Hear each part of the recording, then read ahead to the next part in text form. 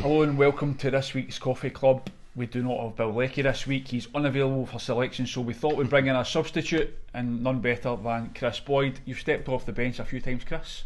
Yeah, I have. And by the way, I'm waving at somebody outside there. It's not a thumbs up there, I must say. But I think just we need to give, for Bill anyway, I think maybe, you know what I mean? Like, I'll get the collar and all that undone, get the chest up, do you know what I mean, mate? Like, I think it's better, isn't it? Bit more like Bill Leckie.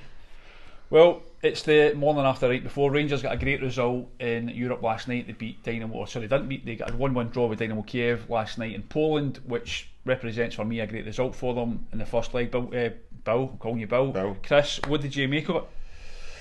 Hey, I thought the first half, there wasn't much in the game. I thought that, probably Rangers were a little bit, or maybe they had been spooked. I think a lot of the fans had been spooked by Dynamo Kiev's result in the last round, but I think once Rangers got to grips with the game last night, saying that they started okay the first few minutes and then find themselves 1-0 down, but I must say I think there was, the longer the game went on, there was only going to be one outcome. You felt as if Rangers were going to get back into it. They managed to create a few opportunities or into a few promising positions without really making clear cut chances, but there was definitely I thought there was an improvement from last night to what there was on Saturday.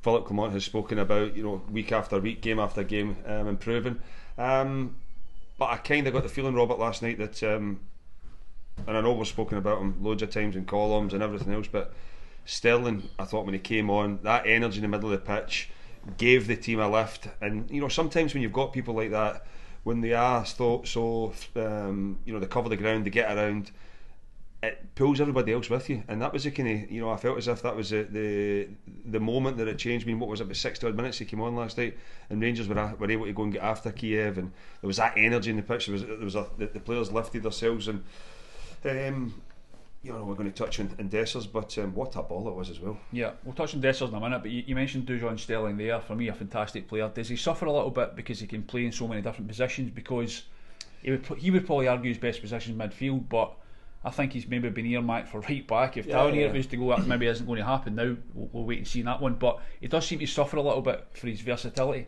which some players can do. I think in modern day football, especially when you've got, it used to be, I always said it at Kilmarnock, if you've got 2 or 3 players that can play in 3 or 4 different positions, then it's a good thing. And Rangers are probably falling into that bracket at this moment in time. Their squad isn't as big as that Philippe Clement would probably want it, and he'll want players that can play in two or three different positions. I think it's a modern game now that you have got that option where you can move players about, but you're right, it does hinder the players sometimes as well, that if you don't have a position nailed down that you're up against somebody competing with week in week out, I play that position, you can find yourselves moved around the pitch, and it does, sometimes it makes it harder to get in the team, but I think a fit Dujon Sterling will start for Rangers, whether it's on that right hand side, whether it's in midfield, as you touched on there with James Tavernier. I always thought it was a dangerous one, to say that Dujon Sterling's going to be your new right back, and James Tavernier is going to be moved on, because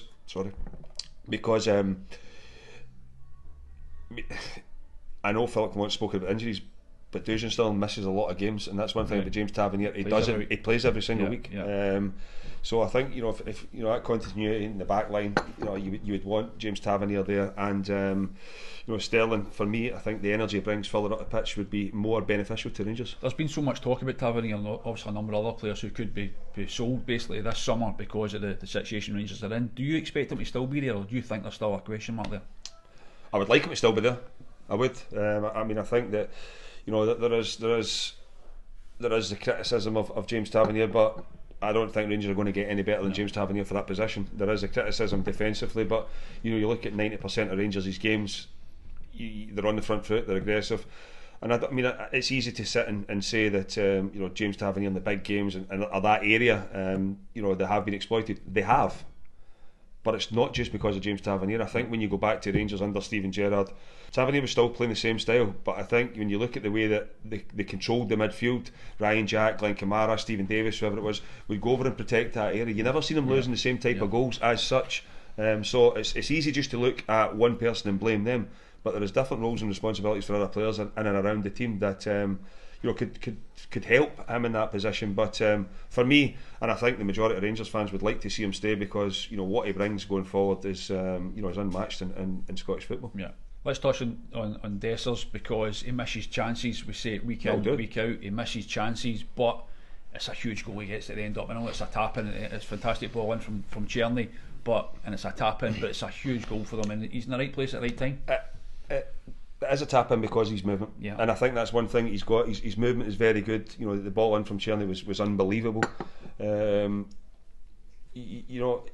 seen something last night. It was actually quite funny that what was it? Tierney put in that good a ball that even Dessers couldn't miss it, and I thought, oh my days. But who said that? It was something floating about on the internet or social media. You know what it's like. Listen, does he get too much criticism? I mean, we're guilty of it maybe ourselves, but because that's a huge goal for him, and he does get himself in these positions. Is it going to be natural that he's going to miss chances? Because every striker does. Yeah, every striker does. You look at the even the top strikers miss chances. But I think the key thing is, and Cyriel Dessers has got this about him as well. He doesn't bother him. Yeah. That was 95 minutes and he's still going. Again, you speak about James Tavernier churning out the games. Dessers does the same. He's very rarely injured. Yes, he's like every other striker. He misses chances, but it doesn't faze him. He'll go back.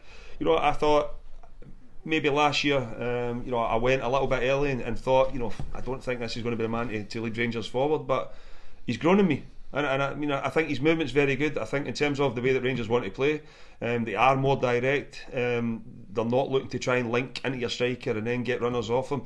It might happen within the game, but a lot of it goes through Tom Lawrence at the top of the if they're going to link it there. Dessers his roles to occupy the two centre backs or three centre backs, whatever it is, and work the channels, and then obviously get yourself in the box as well. But I think he has grown in me. Listen, when you miss chances, you're always going to be criticised, but it seems to be, even when he scores 2 goals, how many times did you leave games last year and it's like, what were the chances Dessers missed? And you think to yourself, he's just scored 2 goals and all we want to do is talk about the chances he's missed. I think he probably has been a little bit unfairly treated in terms of the way people look at it, because he has scored some big goals for Rangers, albeit, as I said, he has missed chances, but what striker hasn't? You've played that role, you know that role better than anyone. Can he work in the things that he's not good at? Can he improve, or is it an age now where he's always the striker he's going to be? I think a lot of his game is good. I think there is a lot of attributes there. As you say, he's not a young boy. He's experienced in there, but I always think that in terms of finishing, you can improve it. You can. I don't know. I don't know. I've obviously spoken to Cyriel Dessers, maybe when he's leaving the ground or coming to the ground or that, for your trackside before the match. But I can't sit here and say I know his routine, I know what he does in training. But I think I can look at finishers that I've played with. I can look at the way I went about my business. I just wanted to hit the net. Even if there wasn't a goalie in there, I don't know if Cyriel Dessers does that or not, but you can get better at finishing.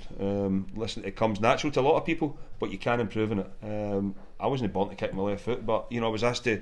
I've done a thing for Rangers in a couple of weeks' time, and I was asked to pick my 3 favourite goals.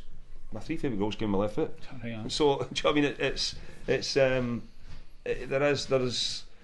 there is areas of your game you can improve on. There's areas you can work on, but I think especially in Scotland, we get bogged down by what you're not good at, rather than focusing on what you're good at. And I think Cyriel Dessers does bring a lot to the Rangers team.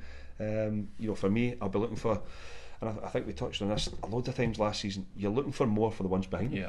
Yeah, that's the one thing it's let Rangers down in the last few seasons. It's one thing Celtic have, they've got goals from all different areas in the pitch, whereas Rangers don't have that. They need to get more from the guys, as you say, that follow up. Is Tom Lawrence going to get you double figures? He's going to have to. He's going to have to. I think if Rangers are going to challenge at the top end of the table and deep into competitions, he's going to have to. I think when you look at his performances in pre-season and the goals he managed to get in Germany, they were top finishes. It was, and I think there is that ability. Tom Lawrence has got that ability. He is someone who, I've always liked him as a player. Again, his injury record it's can he play the 3 games in a week, which it's demanding to play if you're going to be in the Champions League or Europa League, whatever it may be. It is demanding, but again, you look at Todd Cantwell, he's unavailable for whatever reason. There's not really much competition in that position, so it's important, I think, that Philip Clement manages Tom Lawrence to the best he possibly can, because he's going to need him in big games coming up. He's a frustrating player, and when he has these injuries, hasn't he? He's had real bad injuries where he's had to come through, so we got to cut him a bit of slack because of that. But he's got so much talent. You can see the clubs he's been at, the level he's played at, the ability he's got. Does he just need to, does he kind of want it enough, or does he? Oh no, he definitely wants. I mean, I don't think any player, because I think for me, looking at Tom Lawrence, injuries catch up with you. Yeah. There's no doubt about it. But I don't. As I said, I think from where he was last season, when he missed a large part of the season, I think at this moment in time, I think he looks fit to me. I think he looks. He was on it. I think he's done a lot behind the scenes apparently to get himself in a good shape. I think you need to. You need to. And looking at it, he is. He's going to be a big player for Rangers. I think Philip Clement, you look at the trend that happened last year. There wasn't the 3 games in a week as such. It was always in and out. But he's going to have to find someone at that top end of the pitch. I mean, or resolve the Todd Cantwell situation, because again, you don't want. That's not going to get resolved. Well, as I said, we don't know. I'd be surprised if it does. But we've seen, even last night as well, we've seen Diomande won that one further forward as well. I thought, going back to it as well, the team from last night, I thought Jefte, when he came on, he fired a couple of decent balls in. Sherney, an unbelievable ball, so there is, I think the fitter these guys become, in the way that, they adapt to playing with Rangers and the demands and the pressures and everything that comes with it. They will improve, but as I said at the weekend as well, you're not going to get weeks to improve, and you're not going to get weeks to. It needs to happen now. Right. And last night was a big step in the right direction. I thought from Tynecastle at weekend to what it was last night, there was a big step. As I said, I was maybe one to get, and I spoke about people looking at Dynamo Kyiv and thinking that they were probably better than what they were. Yeah. But I thought that Rangers, they came away with the draw, but they will definitely be looked to beat them at Hampden. Philip Clement's spoken about getting a big crowd behind them. I think that's important. Let me ask you about that, because the game's obviously at Hampden. We're not at Ibrox next week. Rangers, Ibrox is getting work done to it. So we've been at Ibrox in recent seasons, and it's been phenomenal. In European nights, they don't have that with them. Is that going to make a difference? Is that a slight concern for you?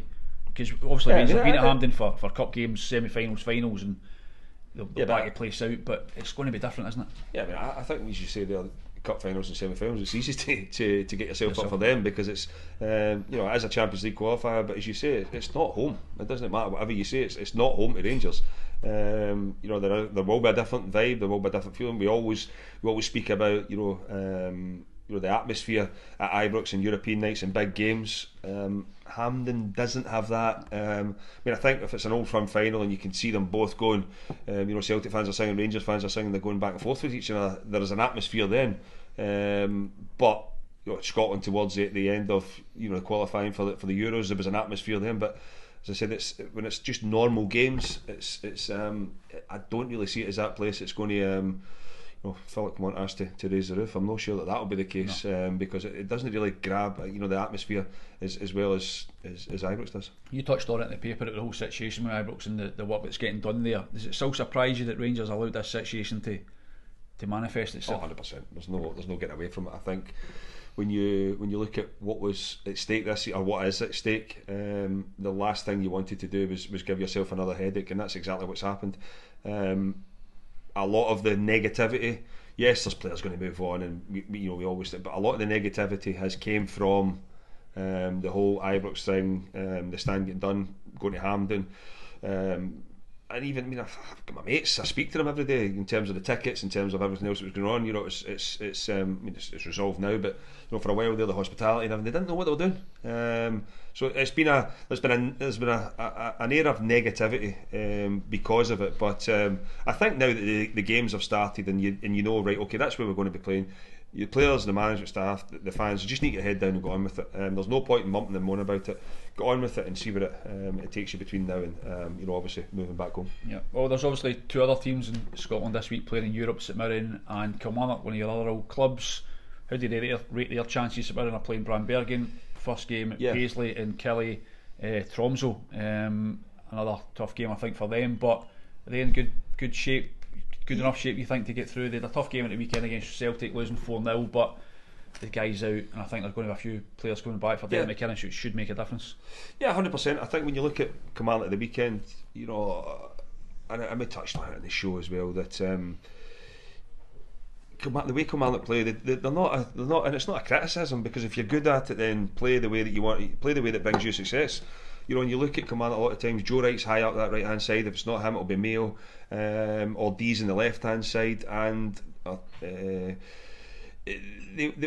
get the ball forward. The ones I've mentioned there will go and win if it's kick-outs from McCrory. They'll challenge further up the pitch. They get bodies around it.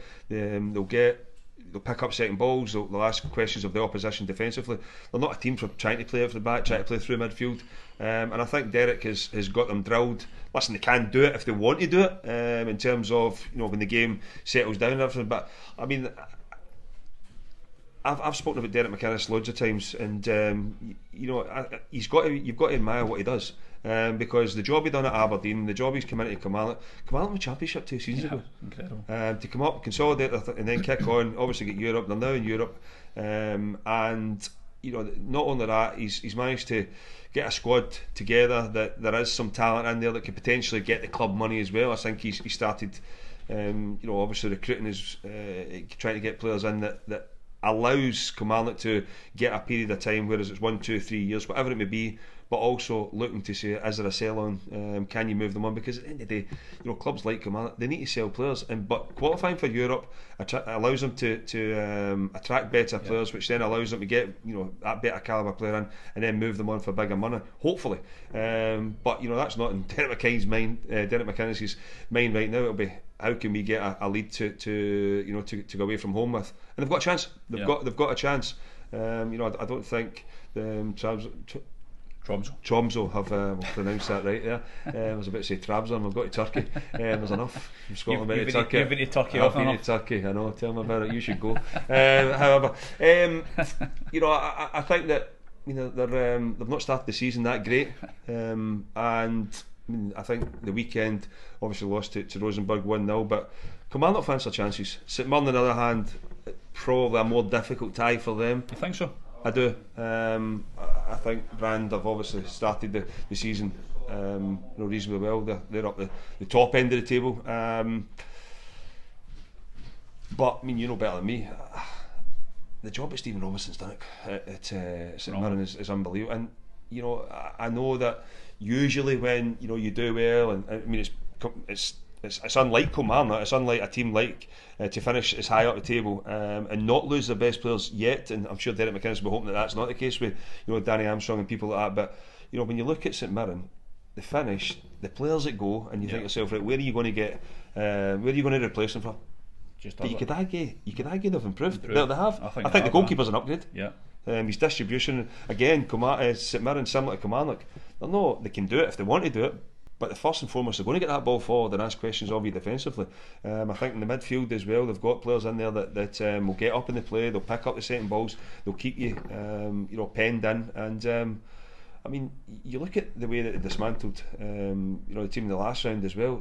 St Mirren's a strong outfit, and I think that showed at the weekend as well. And I know we'll touch on Hibs, but to be sandwiched in between two big European games, you look at Hibs' new manager and the feel-good factor around Hibs, obviously coming out the League Cup group as well, and Hibs would have fancied their chances. Usually when you're saying to yourself, they've played in midweek, they've played in Europe, they've got another one there, one eye on that.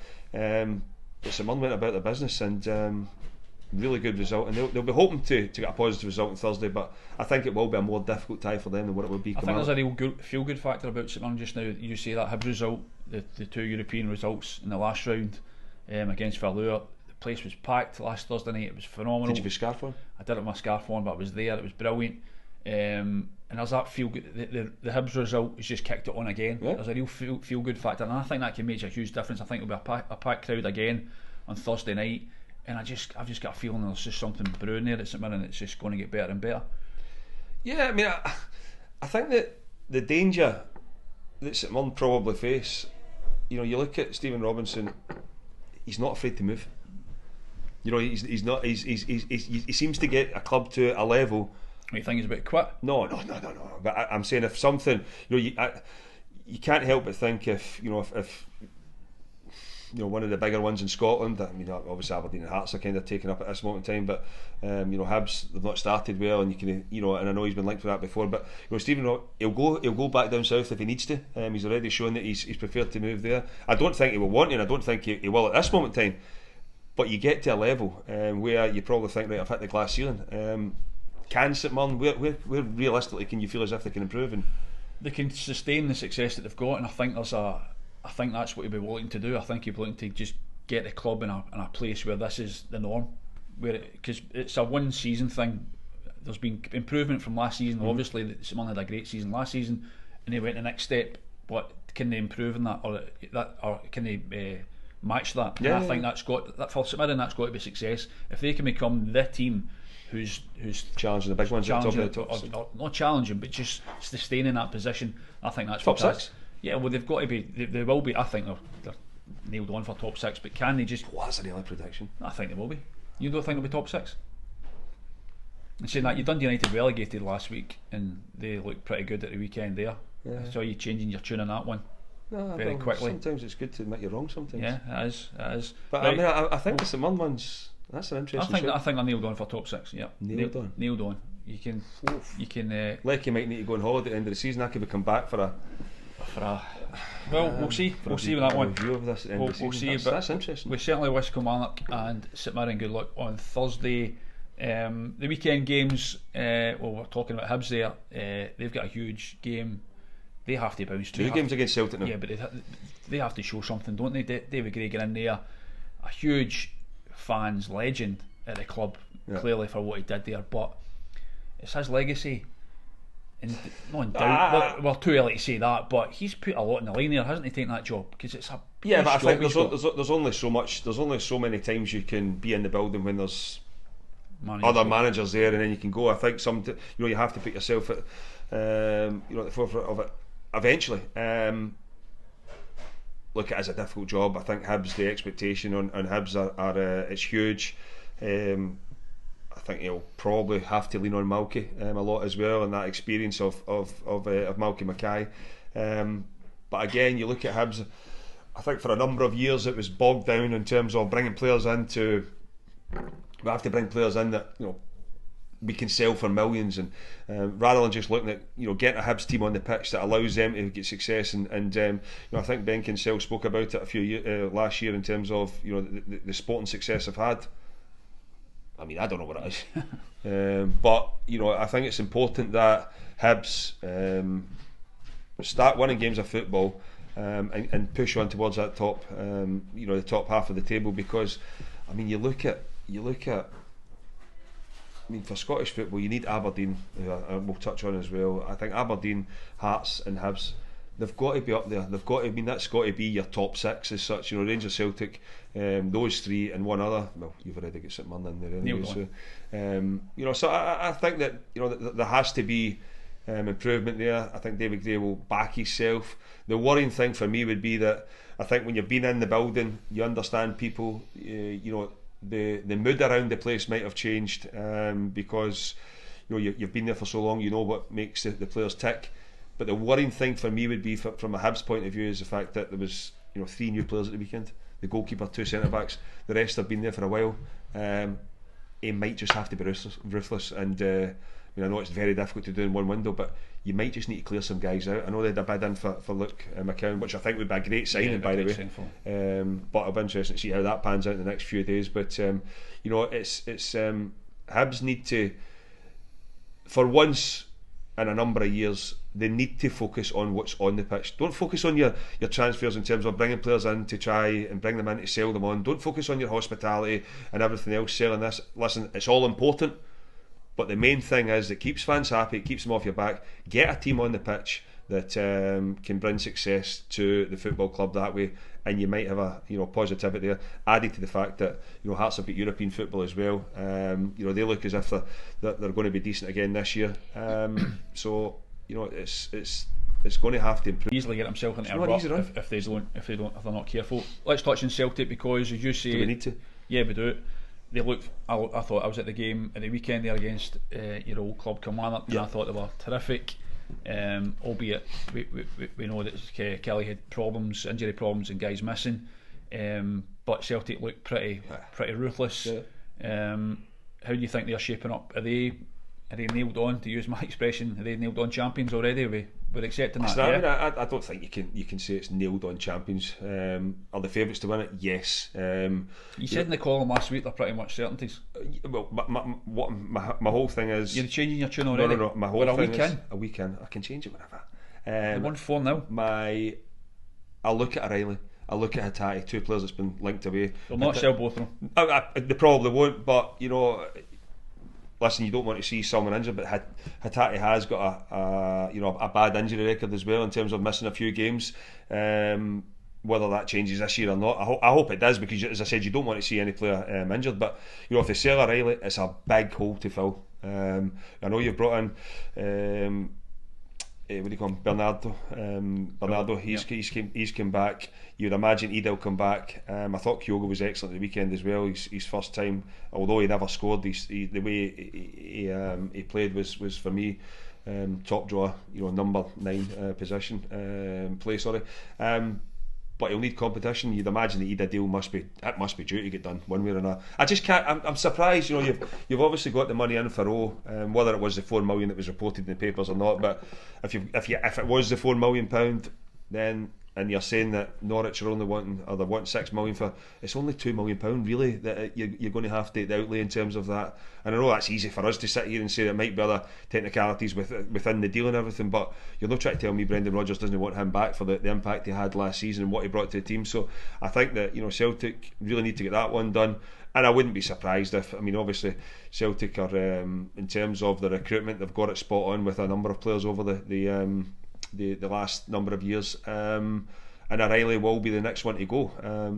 And I think now that Brighton have shown an interest, what was it, £17 million the bid with add-ons. I think now that they've shown an interest, there might be other ones that maybe weren't as, I'm not saying keen, but weren't aware of the situation as such. Because looking at it, Brighton's bidding for someone. You look at their transfer, or their recruitment over a number of years, the amount of players they've brought in for X amount and been able to move them on for double the money, 3 times the money, 4 times the money sometimes, or even more.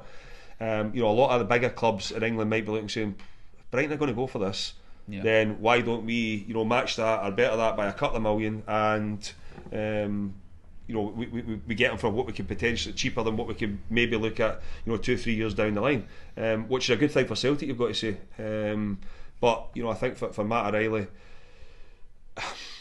I know people are saying stay for the Champions League and everything, but at the end of the day, I always think that when you look at the English Premier League, and it's like a Champions League game every week, isn't it? The standard of player, it's there, the quality of team, it's a place that everybody wants to be. We see superstars, that's where we want to be. Listen, I know he plays with Denmark, but he's English and he's came through there. Obviously the Fulham Academy moved to the MK Dons. So I think if the opportunity for Matt O'Reilly to go back down south, if Celtic have to accept an offer of that, I would be astonished if he ends up anywhere else. And you look at, he was linked with Atletico Madrid. They have Conor Gallagher now as well, and Julio Alvarez. The money they're spending in them, but you kind of get the feeling that, once again, is Matt O'Reilly worth £17 million? Probably more. I think that's a bargain for him. Yes. I think Celtic, and I can understand why they haven't accepted this kind of money already. The players that could go for the money that they're going for down south, and the players that Celtic have sold in recent seasons for more than that, Matt O'Reilly's in that category. Celtic should be holding out for £25 million for Matt O'Reilly at least. He's a goal scoring midfielder. He's not a left back. This isn't Kieran Tierney we're talking about. Yeah. This is a goal scoring midfield player. I think the issue you face is that looking at it, out with Scotland, everybody looks at the league. They don't look at the individual. And I think even in European football, you look at recent times as well for Celtic and even Rangers and other clubs. It's not been great, has it? So and that's what they won't judge it on. There was one bookmaker already paid out in Celtic the weekend, so that shows you, what they think of the league. And other teams are looking at it as well. I think it is a difficult league to play in, but unfortunately, when you have got someone who is at the level of Matt Riley, and there's a few others before him, and probably Celtic, Hatate is another one as well, who I think is an excellent player. The figure probably comes off the back of the league they're playing in and not the individual, which is wrong. It is wrong, but listen, it is what it is. Yeah, we'll see how that pans out in the next few days, few weeks. Will Celtic spend the money though? Well, time will tell. I think for me personally, I think they will at least bring in one good proper signing. I think at the very least. We'll watch and brief on that one. Just finally, we'll touch on Aberdeen just briefly. You were at the Aberdeen game at McDermott Park against St Johnstone at the weekend. I thought they were well worth their victory, albeit they had to hold on in the end. Jimmy Tellin, I believe is how we pronounce it. Great start from him. The League Cup results as well. So going great for Aberdeen. You must be thrilled for them. Yes, absolutely delighted. I just can't, as I said at the end of programme on Monday night, I can't wait till they actually sign a player that they can sing songs about. It might give my ears some rest. We joke about this, but you get a hard time off these guys, and is it water off a duck's back, or it's water off a duck's back? But I must say, I've never ever prayed for a St Johnstone goal as much in all my life. On Monday night, it just didn't come. I was raging. But I think that there was a lot to be admired about Aberdeen's performance on Monday night. I thought they got after St Johnstone the first half and stopped them from playing. Again, we speak about whether it's Shanklin at Hearts, Luke McCowan at Dundee, Matt Riley at Celtic. I think Aberdeen's season is going to hinge on Bojan Miovski. Whether they get 3, 4, 5, 6 million, whatever it is, you can't replace him. I think that's the issue in Scotland when you do bring in that type of money. And Aberdeen in the past have brought in decent money, but they've went and spent it on players where you think to yourself, what are you doing? I mean, I know Aberdeen were comfortable enough within the game, but you look at Jimmy Tillene and the substitutions he made, and I know he went for it trying to kill off the game, but Guy, when he came on, I thought to myself, he just looked like a fish out of water. It was there was no structure to what he was doing. He was just running in straight lines, and I get the fact they might want the pace in the wide areas, but they spent a lot of money on him as well. There's other ones there as well that they've spent money on. So I think Aberdeen, in terms of they might recoup the money that for Bojan Miovski, they've got a large transfer fee for him, because I think he's excellent. The only downside would be that you kind of felt that the longer the game went on Monday night, he's the one that's dropping into areas and starting to feed balls through for the other strikers. You would want somebody behind him feeding him through, because there's one thing, if he was presented with the opportunities that Eska Sokler had as well, I mean it would have been game over. But again, as I said, for me, I think the whole thing hinges on what happens with Miovski, because he's a top player. I think his movement's very good in terms of using his body, his finishing, as we've seen before. It would be a huge blow to Aberdeen if he's to go. And it'd be a huge blow for the league as well. I was going to say another exciting player that would go. But again, if you can, if Aberdeen can get that money that they're talking about, 5-6 million. I know they knocked back. Was it £3 million? They said they knocked back from Espanyol. If they can get to a level where they feel as if we've got, but I don't think Aberdeen fans are not going to be sitting here saying we need to go and get another Bojan Miovski, because you're not going to get one. And I must say, before we finish as well, a special, not a special, but I mentioned for Dundee United as well, because I did write them off. You did. And I thought that the weekend, you really did. Yeah. It's not a long season enough, but I think they were good. They were. I think Jim obviously went to that market before with Miovski and people like that, and the two boys, Babimski and Chapanovsky, I think I've got them right. Well done. I thought they were excellent the weekend. Van de Sander, the striker as well, put himself about. Chevelle on the right hand side, what a ball that was for the goal for Thompson. But I thought Dundee United, they looked for a large part of the game, you know, a really well organised team. Jim will be hoping that that's the case going forward. They'll obviously want to get a few players in, probably more importantly to him, he'll want a few players out, and that might allow him to bring a few in. But you know, I thought they were decent at the weekend. You know, and Tony Dock's probably got a little bit more work on his hands than what he thought at this moment in time. They finished the game strong, but I wasn't really. I thought Dundee were a bit iffy. And you talked Dundee up as well. I you did. talked Dundee downs, Dundee United down. So it just shows you what they are. A lot of apologies in week 1. Anyway, there will never be any apologies, Fred. Just about done for Coffee Club for this week. Have you enjoyed it? Yes, that much so that it's 2 shows in 1. My first and last. Oh, well, Leckie, you're welcome back. He will be back next week. Kris Boyd stepped in this week as he's known to be a good substitute. You were first off the bench right enough. You usually be second or third. Used to be second or third. Anyway, second or third. Depends on how the game went. That's it. Well, was going. Sorry. Thanks very much for joining this week. As I say, we wish the Scottish teams well in European competition this week, and the games at the weekend will be covered in SunSport, online and in the paper. We'll be back for Coffee Club next week again. So best luck to the teams this weekend, and we'll catch you again soon. I must say a special mention to the Fox and Willow. Yeah, the Fox and Willow, brilliant hospitality, great food, and we didn't get us any cakes though. You had one job to get some. I got you breakfast. You made me pay for it as well. You got us. You were meant to get some cakes, but lovely coffee though. And yeah, if you want some lunch or dinner or hospitality, whatever you're after, the Fox and Willow in here, fantastic. But for Coffee Club this week, we'll catch you again next week.